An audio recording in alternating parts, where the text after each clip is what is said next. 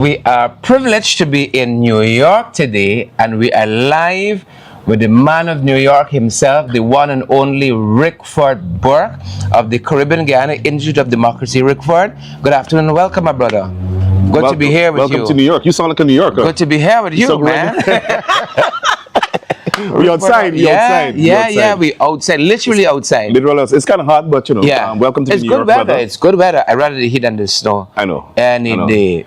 But you're here so often. You know, it's like you from No. They're after party.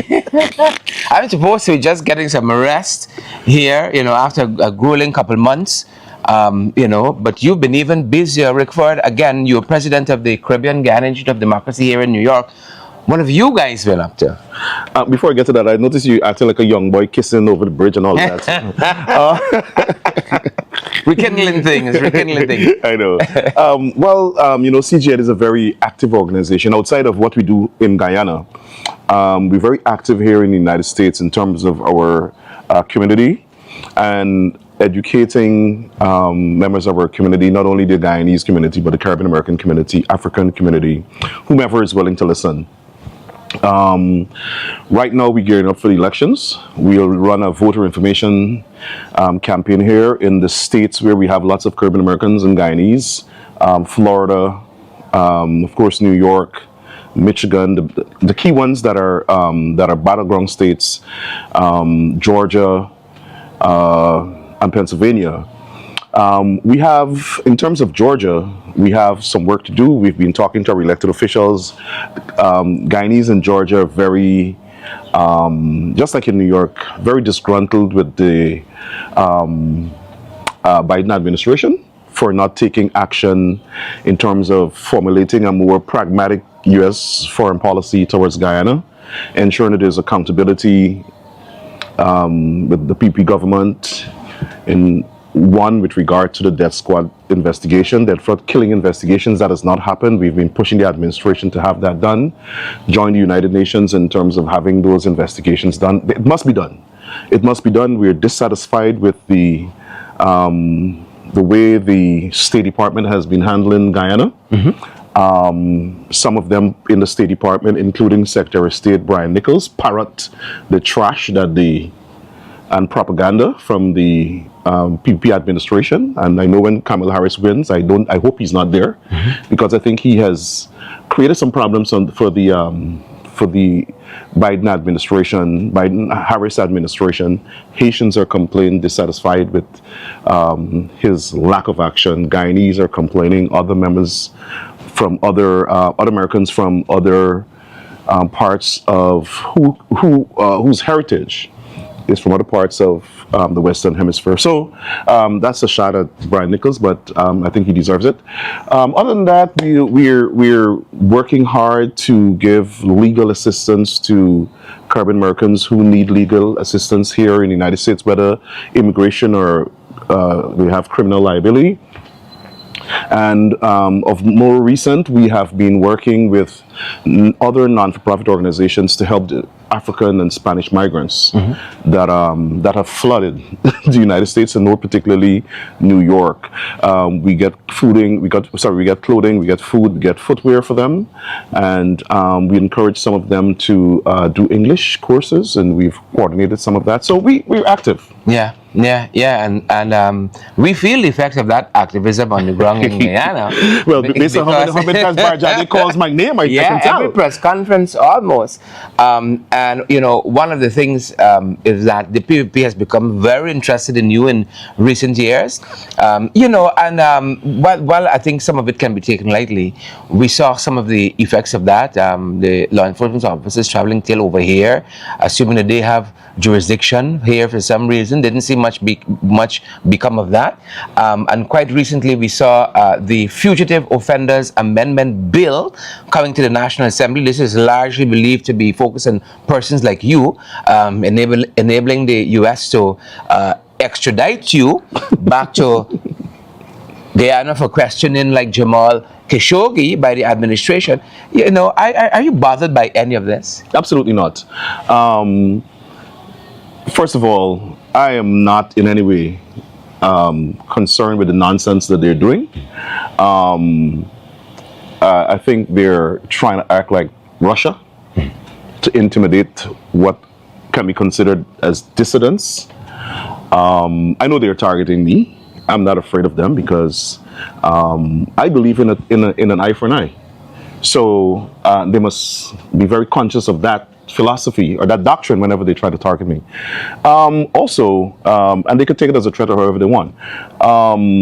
But it's meant to intimidate critics, and they're after me because of my influence in the United States. They think that they can stay in Guyana and get the police force to frame people in America. That in itself is so objectionable, reprehensible, and people in Guyana, even those who support the PNC, even blacks in the PPP, the Prime Minister, the Minister of Foreign Affairs, Onij Waldron, and some of the more despicable undesirables, they sit and watch this nonsense. And I want them to know that they will be out of government. And I dare say, Sherod, when they are out of government, we must do the exact same to them. I make bold to say they must not be allowed to live in Guyana. They must be sent into exile. Anil Nanlal boldly said that you guys will have to run and leave the country. They must run and leave the country. If they must be arrested, not for being framed. I'm a human rights activist, not for being framed. I don't believe in framing people. But they have committed so many crimes. They are so corrupt. They have committed so many human rights violations that they must be prosecuted. And this is the kind of nuanced difference I want people to administrate. When you say, for instance, an eye for an eye, is as I heard Rafael Chapman say many years ago, politics is about giving blows and receiving blows too. So you do something and we return the favor in like form. Once there, as you said, there's justice, there's credible information to act on. There's lots of that in the case of the PPP, and that should be acted upon. No, they're framing themselves. They're actually committing crimes. Look what's happening in the Guyana police force, and the government is I'll come to that, but they're committing crimes. We don't have to frame them, and they must be prosecuted. And I believe that they must be held, just like what they did to Mark Benchcup, what they've done to so many other people. You notice every black person, so long as they're a credible political opponent, they have a criminal case, including you. Yeah. Well, I think yours might have been dismissed. I still got one before the court. Exactly. But how dare these people target black people like this and try to make us criminals? We must do the same thing to them. I look in the camera and say, we must do the same thing for them. And that's why I'm so upset with David Granger for not holding them accountable for legitimate crimes. Listen, Sherod, they must be held, they must be detained, they must be prosecuted. If they want a damn phone call, they must be denied. Let them go to the Caribbean Court of Justice. Treat them the same way that they treat black people. The same way. I mean, I have to say black people. I live in America, and because of acts of discrimination against black, we highlight it. I'm not scared to make the difference because the PPP tries to intimidate us from pointing out their racism against black people by calling us racist. I'm not scared of that label because I'm standing up for my right, for the rights of black people. I'm an Afro-Guyanese. I stand up for the rights of everybody, all people. But in particular, because Afro-Guyanese are under threat of subjugation and modern slavery by the PPP, we must point it out. And we will have to stamp it out. Our generation must stamp it out. We mustn't leave it for our children. This generation must end PPP racism in Guyana. And I want to deal with that frontally, Rickford. What you have mentioned here, because it's very important as we address this whole issue of racism in Guyana, because it has some very, very deep roots. And I want to come back to something people might be more familiar with, more than just Rickford Burke saying that. Freddie Kissoon, one of their boys now, wrote extensively on this, and I like to say when Freddie had his sanity. And the seminal work is a paper called Ethnic Power and Ideological Racism, Comparing Presidencies in Guyana. So don't take Rickford's work for it. In this paper, Freddie said, among other things, for instance, even if one argues that when old parties are defeated and newer ones win elections, there are changes in personnel. The situation in Guyana, this is 2010 and previously he was talking about, is the total, in the total public realms, he said, it cannot be easily explained, save and except you take into context racial engineering. In another part of this paper, he said, there's a relentless, almost frenetic process of African disappearance in all dimensions of substantial power in Guyana. This is the period of Barra Jagdio's presidency. So this is not just talking about racism in Guyana. Here is a then academic who talked about the systematic racism operating under the PPPC. I just want to give it context there, Rickford. Yeah, and before I mention that, I want to come back to something I omitted to mention, and is this police targeting of me. I want Guyanese to understand this. When they sent Sarabo to my house, it was a very dangerous situation. He could have been killed. Mm-hmm. He could have been shot and killed, and what would have been their explanation for sending somebody to threaten me? Basically, they came to intimidate and threaten me with guns to my home. And I guarantee you that if they try that again, the person that is not going to go back to Guyana. They will face justice, however that form that justice takes. Because many persons said you dealt with that very, very calmly. Well, I had to, because it was my Sabbath. Mm-hmm. And I don't believe in violating my Sabbath. I don't believe in violence either. And I want to say to Guyanese in this United States and in any other part of the world that they threaten to send police officers, assert your right, maximum rights under the law. In the United States, in some states, I think 11 states, there's stand your ground, where you can use deadly force if you are perceived to be threatened. Yeah. And Sarabo and his accomplice came to my home in a very threatening posture with weapons, and under those circumstances, you are justified to use deadly force in this country. And the Guyana Police Force and the PPP government, they're playing a dangerous game. And I have no doubt that if they try it again, that there'll be severe consequences. We won't wait for law enforcement. We won't wait for the U.S. government to take 1 year to investigate or whatever it is. We will take action, including maximum use and application of the law. So let's talk about that a little bit and bring it under the banner of, using law enforcement, using the courts, for instance, mm-hmm. to prosecute political opponents and what lots of persons deem as the weaponizing of the court system. Mm-hmm. Right now, we have a trial that just commenced where persons like Keith Lowenfield, our former chief elections officer, Roxanne mm-hmm. Myers, the deputy chief, Clement Mingo, Enrique Levan, Michelle Miller, Carolyn Duncan, Duart Hetzberger, they were all charged under what they call electoral fraud offenses. But lots of folks know these are. Well, they're not charged with electoral offensive. Mm-hmm. They're charged with misconduct in public office. I'm not sure what that is and how that is applicable. Mm-hmm. I saw Sonia Parag I read what is reported to have been her testimony, and it's a joke. It's a joke. They charge Valda Lawrence with a conspiracy. Now, a conspiracy means that there must be an agreement. I hope that they can prove that in court. Carol Joseph is another person charged, yeah? But it is not to prove anything in court. It is to harass you. It is to tarnish you as a criminal. That's what they're doing. They're using the police force. The Guyana police force has disintegrated into the personal security apparatus and oppressive apparatus of the PPP. You notice this big scandal, hundreds of millions of dollars that the government is supporting. The government is refusing to do anything. I'm shocked that Clifford Hicken is still a police commissioner. But we're going to come to that. But I agree with you, the Guyana police force is being weaponized. I believe the entire leadership structure should be disbanded, and they should bring in international law enforcement experts to retrain some of the officers. Some of them should be sent home. There should be a commission of inquiry into the Guyana police force framing people, hiding evidence, covering up murders. Mm-hmm. I happen to know that Sarabo was giving information to international law enforcement. I just don't want to embarrass him. Mm-hmm. I happen to know that Sarabo was allegedly responsible for some of the information that came out with regard to the cover-up of the Paper Shorts murder. So what if they have confidence in him? I wish him well. I noticed he wasn't recommended for promotion, but they recommended Caesar for promotion. And let me say this. Mitchell Caesar came to this country and was running some sort of operation against me under the pretext of an investigation.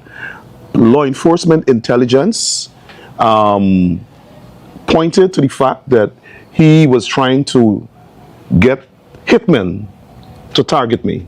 Mitchell Caesar from the Guyana Police Force, from CID, head of major crimes, came to this country and it was engaged in criminal activity. Wow. Isn't that called transnational repression? Transnational repression crimes. Yeah. And it's being investigated still by both federal and local law enforcement. And I dare him to deny it, and I'm calling his name boldly. Mitchell Caesar, Superintendent Mitchell Caesar from the Guyana Police Force, came to New York under the pretext of investigating me and was trying to hire a hitman to target me. The Attorney General also was here before that and tried to engage in the same type of activity.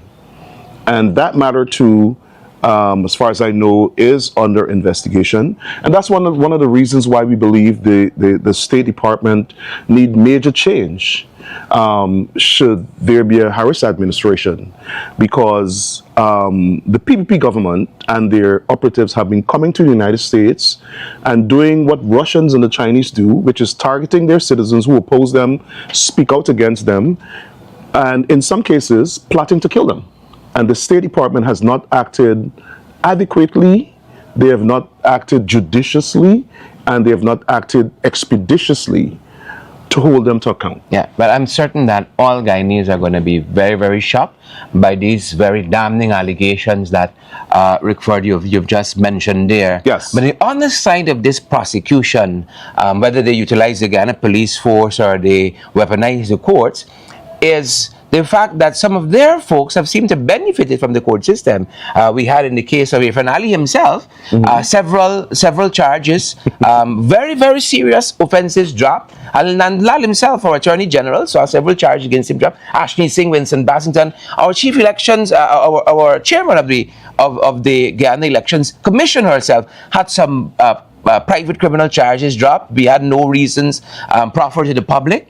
So they seem to benefit greatly from the system. But on the other side of that, quite recently, we saw no less a person than Mr. Jagdo himself castigating the court system, castigating the magistracy for what he said, dragging their feet on these election cases. So they seem to want a certain outcome without due process being followed. Well, they believe in ethnic supremacy.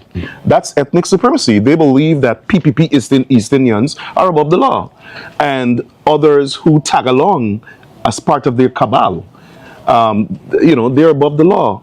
And so we have two justice systems: one for the PPP, one for PPP East Indians, and another for those who are their puppets, right? And it shouldn't be. And that's why I said we have to stamp out, root out PPP, racism, and corruption in Guyana. The PPP controls every aspect of national life in Guyana.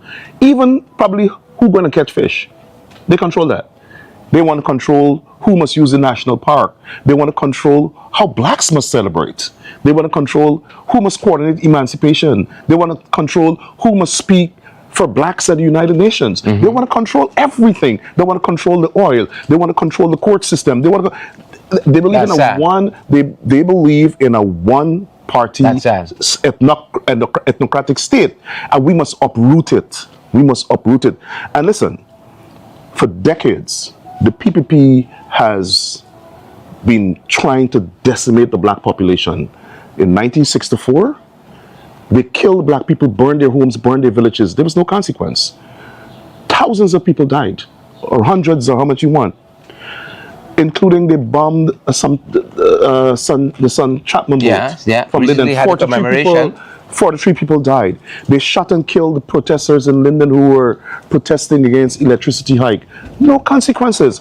Bar Jagde formed death squads that murdered over 1,400 young black men. No consequences.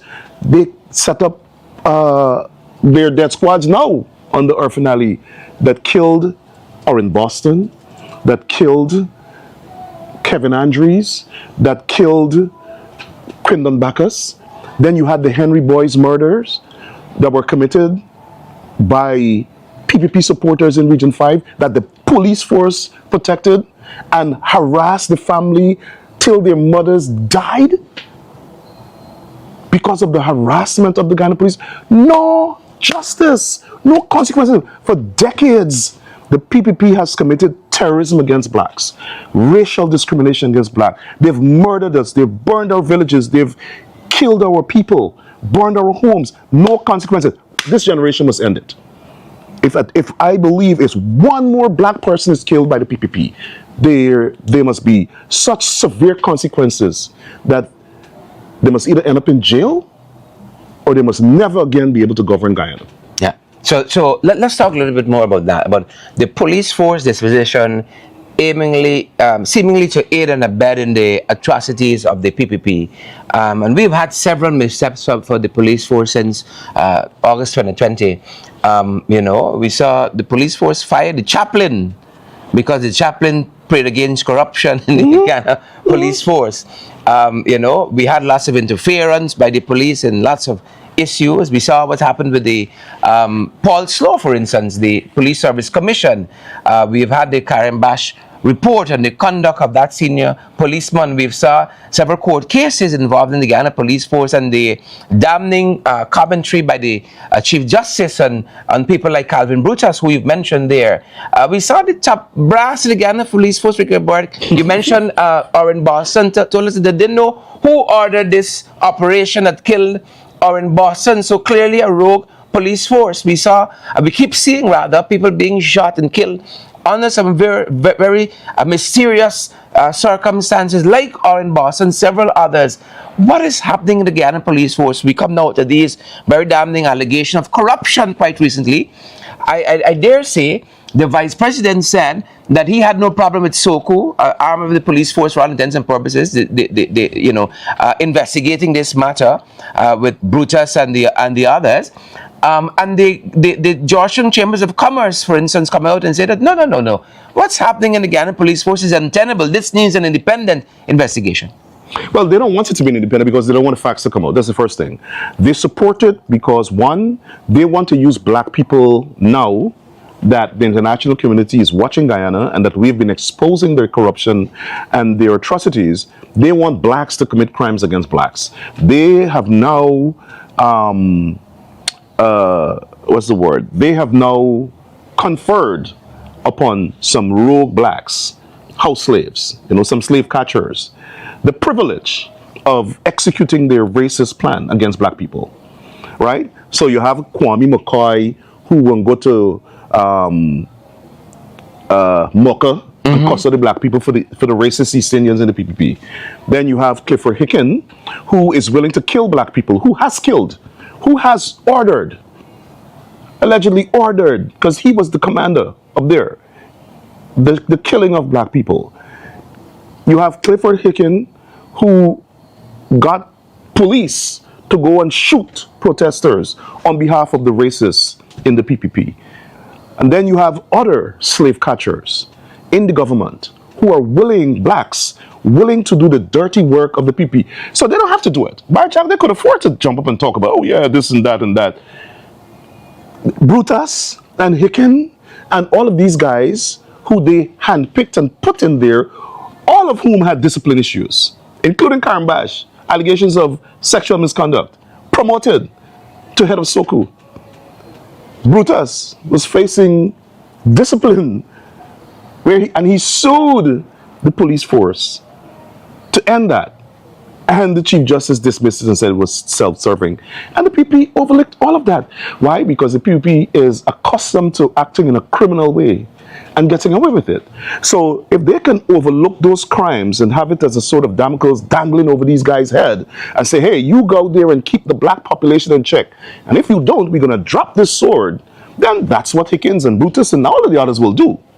And what you have now is the Indianization of the leadership of the Guyana police force, as we saw with the scandal with promotion, where they can skip 23 people and supersede 6 people to make Bacchus the commander for Region 6.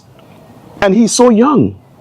And if you could skip these black officers who have worked and served in the force so long, for decades.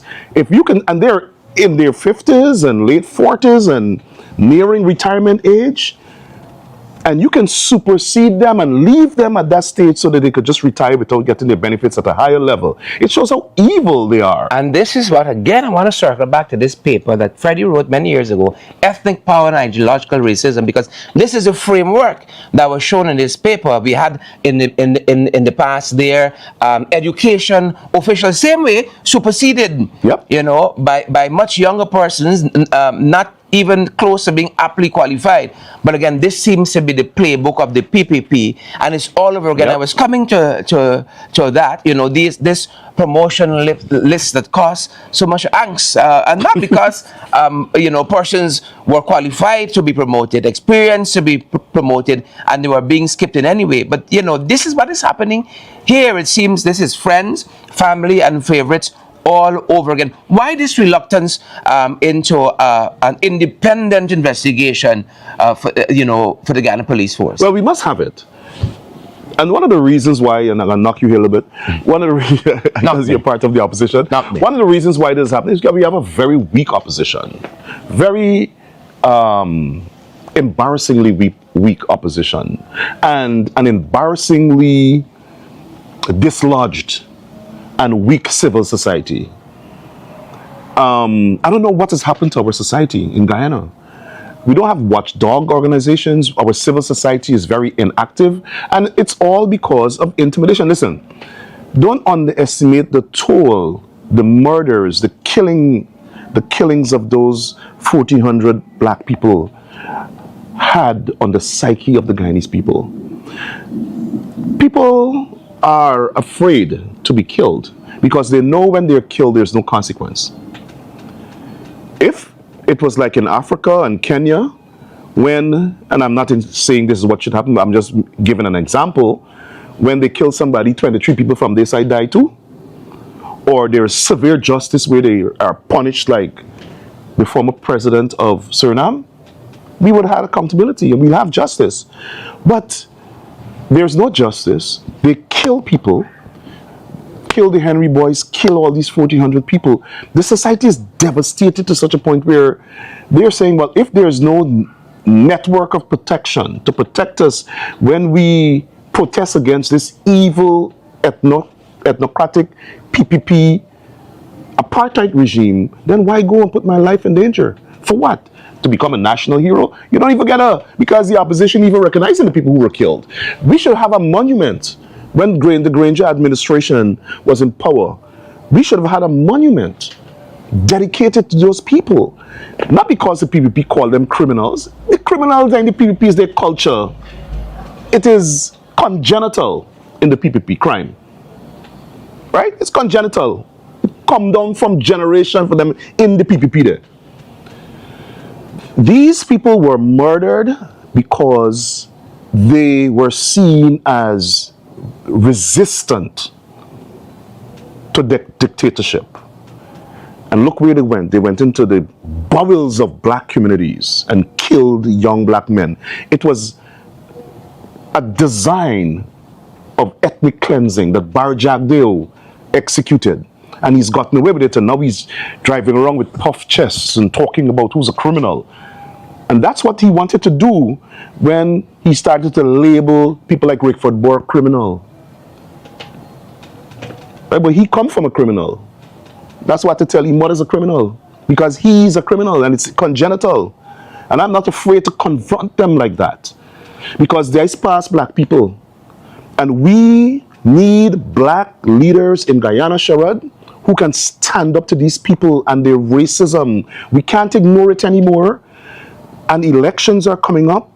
We have oil money, and they're using this money to now coerce, induce blacks to come on their side, and some black people taking the little money and turn against the black population. Nothing wrong with taking the money and getting contracts. I encourage every black person to go and get a contract. But don't get an inconsequential contract to clean a trench or a drain and think that's something. That's even further insulting black people when the East Indians are getting billions of dollars in contracts. And they have the gall to boast about the little $3 million contract they're giving black people to clean a trench or whatever it is. But the fact that these people can murder us, Sherod, murder our brothers and sisters, and turn around and gloat about it, and then go and pay black people to come on their side. Those blacks that are accepting their money and coming, not legitimately, but taking inducement to back them, have the blood of black people on their hands. Yeah, yeah, and you know, I feel very strongly about this. As you're on very, very strong allegations. You know, again, that Rickford has pointed out, we need justice on. Yes, that justice demands, and you're talking about some of these challenges that we have had. Many say, Rickford, that there's a lot of work being done quietly behind the scenes. You've helped with lots of this. We've seen for instance, the UN Human Rights Committee work. We've heard the grilling of the PPP. We saw a lot of pushback from the committee based on what's happening at home, and also we've had to deal with the revelations coming out of the US Treasury Department on gold smuggling and the sanctions that emanated from us. I wanted to have your impression of those strides that are being made. Well, it's historic. And it should not be lost on anyone that both people who were sanctions are senior members of the PPP. Cannot be lost on us. Senior members of the PPP. Historic. First in Guyana, you have members of a sitting government sanctioned. May Thomas is an executive member of the PPP, Central Committee member of the PPP, highest ranking public official in the ministry, public servant in the ministry of Home Affairs. Then you had an elected official in Shell Mohammed, who is a PPP elected member of the NDC, Eccles Ramsburg. And so the PPP tried to make it sound as though these people are isolated. They're members of the PPP. Yeah. And everybody, core members, everybody financiers around them is involved in this scandal. I like the fact that the U.S. ambassador, when asked, said she's not aware of any other investigation. Trust me, all of them are on the investigation. But she was just being diplomatic in saying that she's not aware of any investigation. You continue to see them being stopped at the airports. We never saw that in the Granger administration. It is because of the corruption, because of the innate congenital criminal conduct. And what amazed me, Sherod, is that the United States government was able to collect this intelligence and evidence in Guyana. And the PPP is saying, we can't do anything unless the US shares that information with us. The information is in Guyana. And the US says that your permanent secretary was receiving bribes for big contract. Yes. Your permanent secretary was compromised. And this is the second one, because as a policing operation, Senator Sharon Hicks, who was the permanent secretary for the Indigenous Affairs Ministry, was caught taking bribes. A policing operation. Yes. Right? Their permanent secretary, their ministers are compromised. That's what the report says. And this was over, I think, 13 departments here, institutions here, coordinated for this investigation, saying that ministers were compromised, permanent secretaries were compromised, and then we had, not forgetting the Isabel Young interview, the Vice News interview, which the Chinese nationals were saying, again, ministers are compromised, but I think the vice president was on tape, caught on video in negotiating a bribe, $500,000 bribe. In a living room, and he's going to want to come on Thursday and talk about you living in a basement in the US. You weren't caught on a tape, saying that, Sue works on the private sector side and the government side. Sue has all the support, makes all the arrangement, but he wants to indict you to go back to Georgetown to face charges, and no investigation into the vice president and those. Well, that's not. He's not serious because he's trying to shut me up. And with regard to this basement thing, Guyanese should know that it is intended to be a racist epithet. Yeah. right? He wants to demonstrate that black people live in subhuman conditions. I own 2 homes in the United States. Both of them are over $1 million. Well, now he's going to come and say, you've been raising monies. yeah. But that's he's projecting. He's projecting. Everything that he accuses somebody else of, that's what, he's like Donald Trump. Right? He admires Donald Trump. As a matter of fact, his protege and assistant, Robin Singh, likes to write all of these things about supporting Trump and this and that and that. And what I'm not sure what they're going to do. We saw an official state visit by Pompeo, Trump's Secretary of State, and an unofficial one as well with Pompeo. Who knows what transactions are being made. And don't forget that the Trump political advisors were their political advisors for the campaign. So they've tied themselves to the Republican Party. And if you notice what they're doing in executing their racist plan, it's parallel to Project 2025. They've had their Project 2020 going on, which is ethnic cleansing, racial discrimination, and subjugation of the black community, and economic genocide against black people. That's the PPP plan. And they're trying to cover it up by throwing 1 and 2 contracts at blacks and throwing parties and give them free tickets and so on. I want to say something to my young brothers and sisters in Guyana. Stop selling yourself so cheap and accepting these tickets to go and jump up in a party and feel nice and say the PPP was good to you. That's an insult to our indomitable African foreparents who were slaves, who fought people like the people in the PPP, because they are modern colonialists. Our foreparents fought slave owners, the type of which are in the PPP right now. And so when we allow ourselves to be induced by their material things, like tickets to concert and couple wash dal, water dal, plates of food, and colorless barbecue chicken, and tasteless cook-up rice. No, don't sell ourselves so short. We have a responsibility to carry out the legacy of the black slaves, which is fight for justice for our people, fight for economic independence, make sure that we have good moral values, ensure that we live decent, fulfilling lives, prosperous lives, and that we have economic wealth, and that we have equality, equal rights, equity. Those are the things that the slaves taught us, right? They were the first business people from our race. Mm-hmm. They pooled their money. They started cooperatives. They pooled their money and they bought villages. Correct. They were the first engineers, civil engineers. They built things. The slaves built Guyana. The slaves built the White House. The slaves built Congress. We should learn the lessons of the slaves. The slaves, I know no part of history where the slaves were partying and backballing and collecting money for going wind up. No, we must cut it out.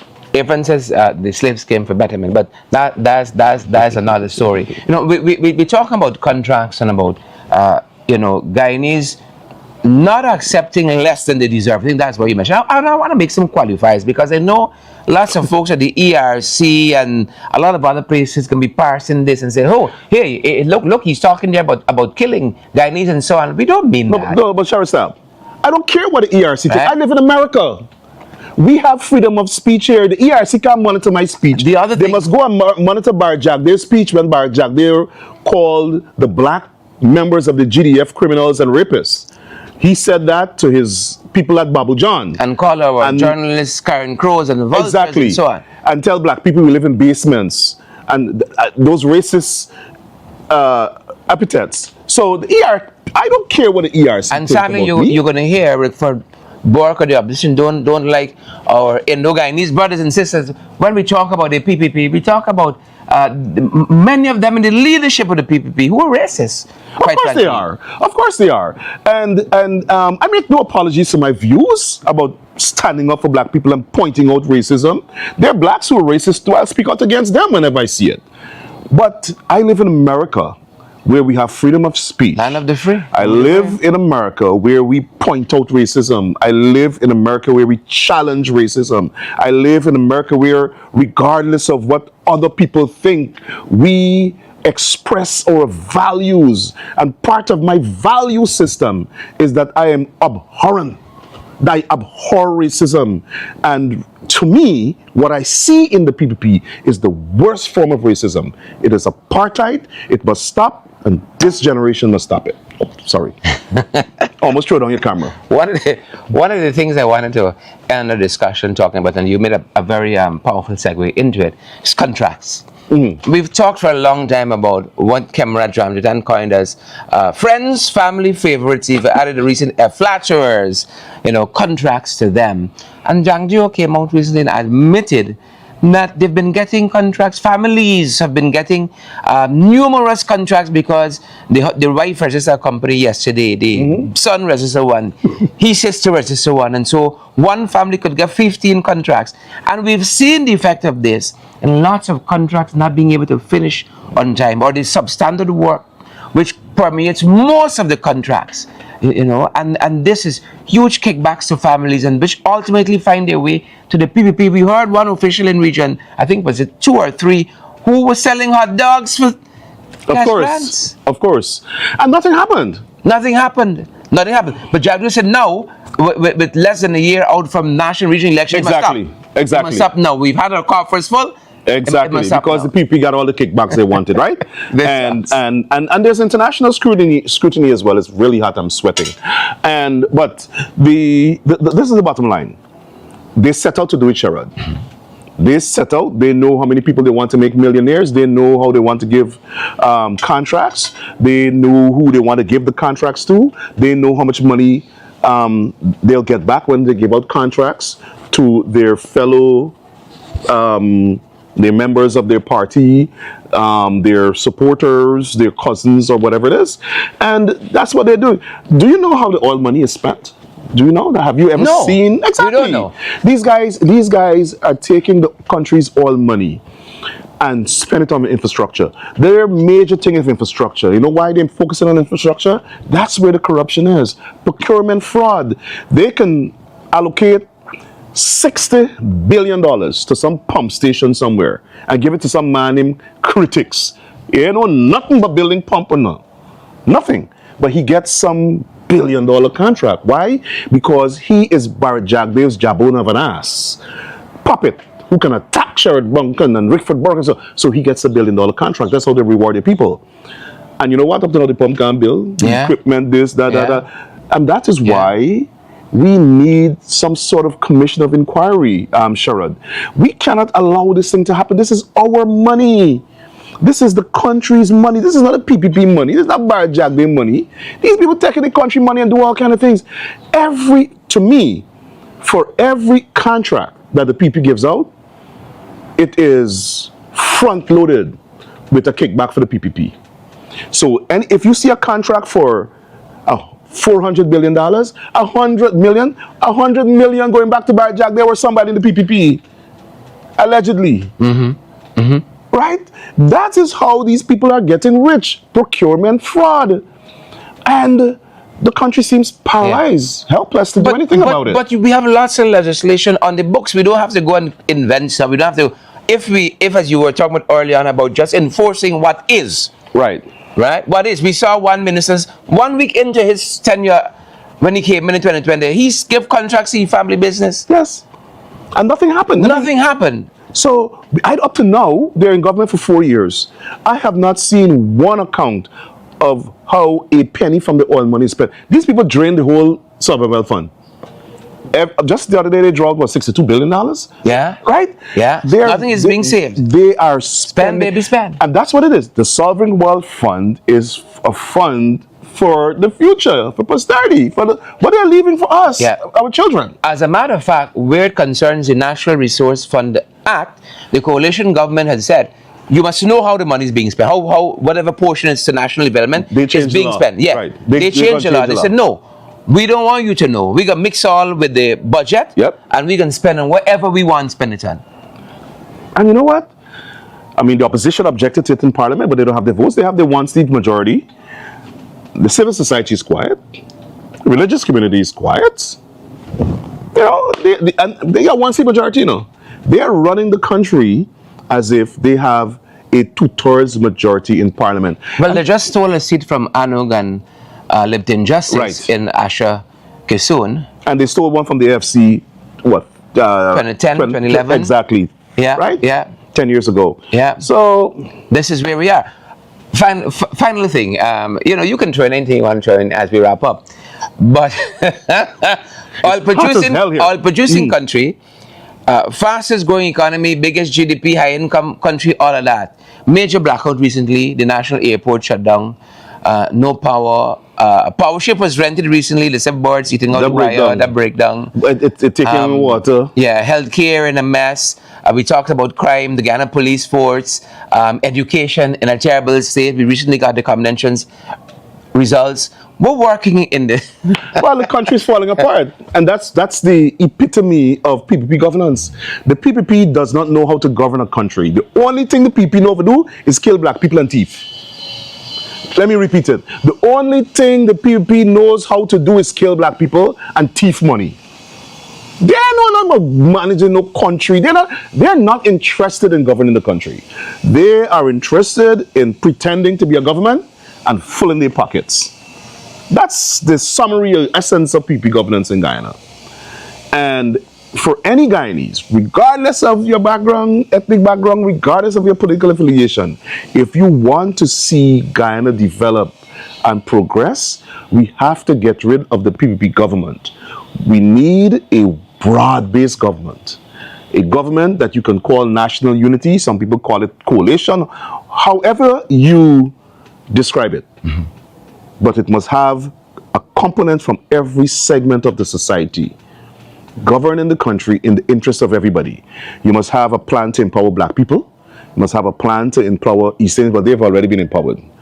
You must have a plan to empower poor people, including everybody, all races.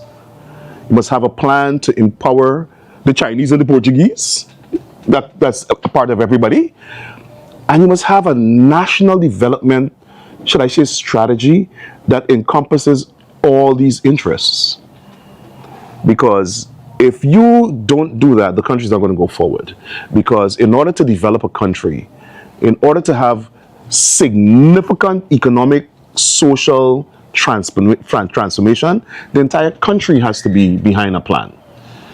And right now, the only people who are being empowered is PPP supporters. We can't have a country, Sherod, where because you and I are friends, you can't get government contract. Because you and I are friends and I'm supporting the opposition, your business cannot flourish. That's untenable. And that's the kind of government Barrett Jagdeh runs. That's the kind of government Irfan Ali runs. That's the kind of government the PP runs. If you don't support them and you support the opposition, you can't thrive, you can't prosper, you can't have a viable citizen. You can't be a viable citizen in society. You can't have a viable business. You can't have a viable profession. How can we continue to live like that? How can we? You have black businesses that are being sabotaged because they're giving money to the opposition. Or perceived to be giving money. Or perceived to be giving money. Yep. But the Indians who own businesses could give money to the PPP and nothing would happen to them. Their businesses thrive. As a matter of fact, you give me money, we give you more contracts, we give you more business, we give you a procurement business, and you give me a kickback. How can we continue to live like this? If I'm a doctor and I'm perceived to be supporting the opposition, I can't get a proper job at the Georgetown Hospital, I can't get promoted. Man, what nonsense we doing? And we accepting this because Barja, they're going to put Hicken to shoot you, Hicken to get the police officers to shoot you and kill you if you protest and object it. What kind of country is this? It has to stop. And I said, this generation must end it. We must not pass this down to one more generation. If the PPP wants to be a racist party, let them come out of government. Let them come out of government and go and build some island and let them go and live there by themselves. But allow the rest of us who want to live in harmony and peace, who want social cohesion, who want government for everybody, who wants an inclusive society to govern the country. Yeah, as you were talking there again, I wanted to add context with that is not just Bluster, but when the people came in, for instance, we saw them going after Cartier, we saw them going after Sevon, we saw them going after a number of other persons, and a way that we didn't see them going after our Indo-Guyanese brothers and sisters who are business. The only East Indians they went after are people who supported the opposition. Yeah. And they didn't go after them BK, for instance. Exactly, BK. They supported them because of their association with people from the opposition who are black. That's it. Fundamentally, I have a friend in the PP who tells me, man, I'm making a race out of everything. I'm like, okay. He said it's not race, it's politics. I said, but in Guyana, politics is race. Because if you're going to discriminate against your political opponent on a broad, wide scale, it therefore means you're going to discriminate against blacks. So you can't ignore that factor. You can't ignore the fact that the majority of the people in Guyana who are opposed to the PPP are blacks. And if you are going to discriminate against them allegedly because of politics, then you're doing it based on race. Because in Guyana, whether we like it or not, historically, East Indians support the PPP, blacks support the PNC in mass. It would be wrong also for the PNC or the APNUAFC or whatever you want to call it to discriminate against so-called PPP supporters because they're part of society. They have a stake in the country, and if you do that, you'll be discriminated against East Indians. So we have to acknowledge that as well. But the fact of the matter is that the PP is not willing to admit that they're racist. They're not willing to admit that their policies are based on race. And we have to confront it. And what you mentioned earlier, Justin, when you made the clarification that they're going to say that we're targeting East Indians, what the PP has been doing over the years is conflating criticism of their racism with criticizing the East Indian population. That's trash. And I don't pay attention to it. Only stupid people would buy into that. We're talking about hardcore PPP people who are racist, who target blacks, who have targeted all of those people from GCOM, who have targeted all of those police officers, who have targeted all of those MP. It's a coincidence. Communities, Linden, all the infrastructure work is being done in East Indian areas. Listen, somebody from the PPP gave me their plan, their development plan, and it is only for East Indian regions. Not in Region 4, the villages that they've targeted for development are East Indian villages. I could pull it up right now and go through it. Region 3, Region 6, Region 5, nothing for Linden. Nothing for Linden. As a matter of fact, we saw Linden's budget cut.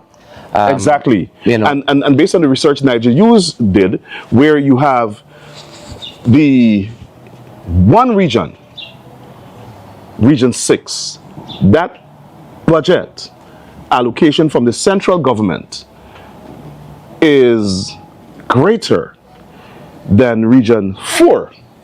Which has over 300,000 people, has the capital city, but it's because it's controlled by the opposition administratively.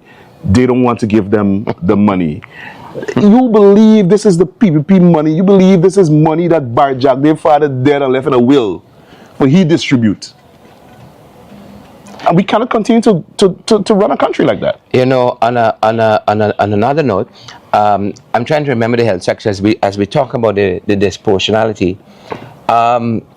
We were visiting as a parliamentary committee one of the health centers in a heavily PP-dominated area, and so we were asking for the budget for the health center, and they said they don't have it.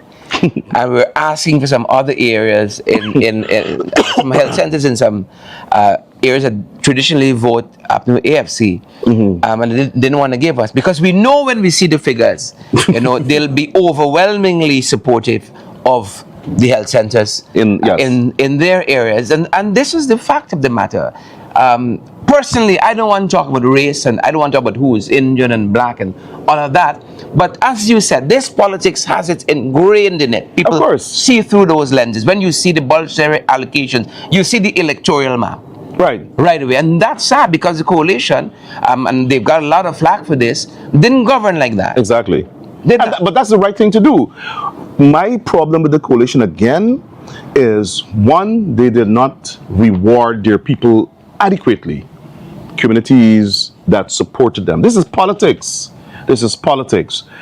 And the people who bring you to the dance are the people you're supposed to take care of first, or equally. Because the PPP communities, and I want to make this very clear, the PPP communities benefited for 23 years from more services and more resources. And what the APNU, AFC, plus right, 4. Right. Up to the point when the APNU AFC government went into power, they should have corrected that imbalance by giving adequate resources and developing those communities. They didn't do that. They were short-sighted, and they don't understand governance. I don't think President Granger understands government. And maybe they would have got into the second term. Unfortunately, they were uprooted. When there's a change in government, we have to make sure we lobby for equity, equality, and an equitable distribution of the wealth of the country, particularly oil and gas resources. We have to ensure. One of the things I am an advocate for is that I want to see a constitutional amendment that speaks to these things, operationalize it. The Board of Cooperations must look a certain way. Because we're coming out of the past. Exactly. Like, for instance, when the South African government came out of apartheid, they had to put certain measures in place to bring back balance in the society. That's what we want. We have had decades of discrimination, PPP discrimination, and apartheid government. And I want to see written into the Constitution how resources must be allocated to the regions. It must be written into the Constitution about the proportionality of, like, just like you have how women must be in parliament, youth must have so much percentage. I want to see that. We want to see it written into the Constitution or into some sort of legislation about how we would develop the country, a long-term plan.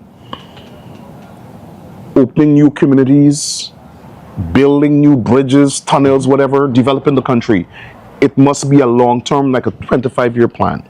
And we must dedicate a certain percentage of the budget to that. Let's say 40% of the budget must go towards this plan. So regardless of which government goes into power, we have a development plan, we have a development strategy that is funded.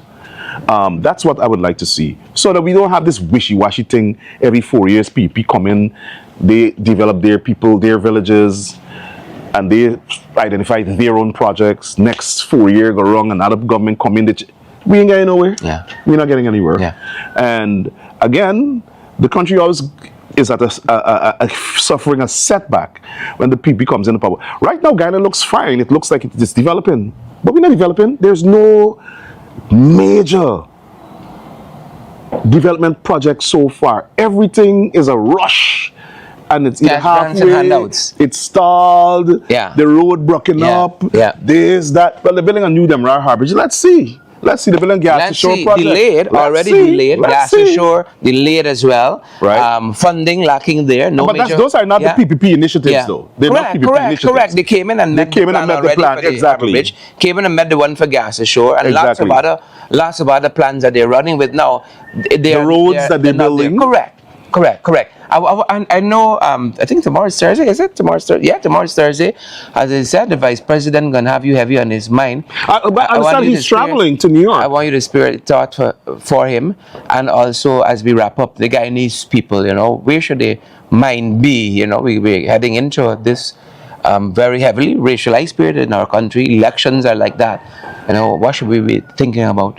Well, I think people should be thinking about where they want the country to go.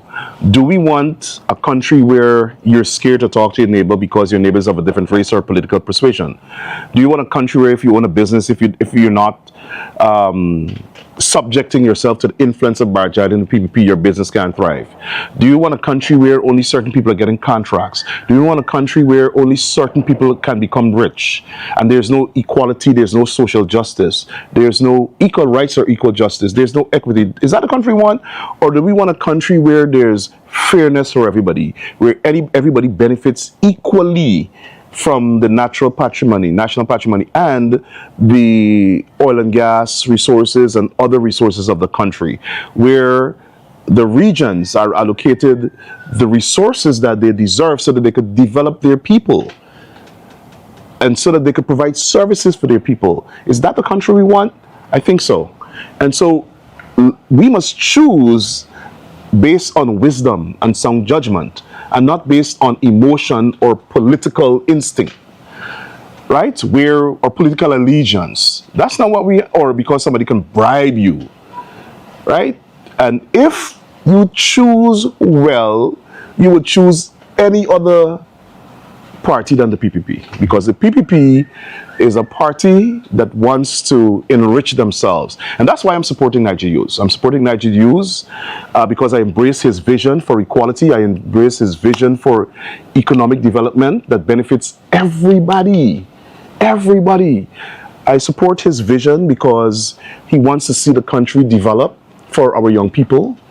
He wants to see equitable development. He wants to see equal justice. He wants to see equal rights. And that's why I'm supporting Nigeria, and I want to encourage the rest of the country to support Nigeria. Thank you very much, Rickford. Thank you. For this time, I'm in your domain, I'm in your jurisdiction. And I plan to come to your party or your reception. I'm going to crash it. Meet and greet. Meet and greet. I'm crashing it and coming and make a whole lot of noise. And as Rickford took us there, it's happening on the 3rd. The date, the place, location is available. And we're going to keep sharing that. We want to see as many of you who are out here in Brooklyn, especially Queens and the other boroughs that are close by. Do come out. It's on Saturday coming, the 3rd. I'm looking forward to seeing some of you there. And last word to all the Guyanese in the United States: vote Kamala Harris. Yeah. Make sure you go out, motivate your friends and your family, get registered, vote early. I'm not going to say vote many times. I'm just going to say vote early, and ensure that your vote counts, especially if you live in a swing state. Florida, Georgia, Pennsylvania, Michigan. Go out and vote. Nevada, go out and vote. We supporting Kamala Harris. All right, there it is.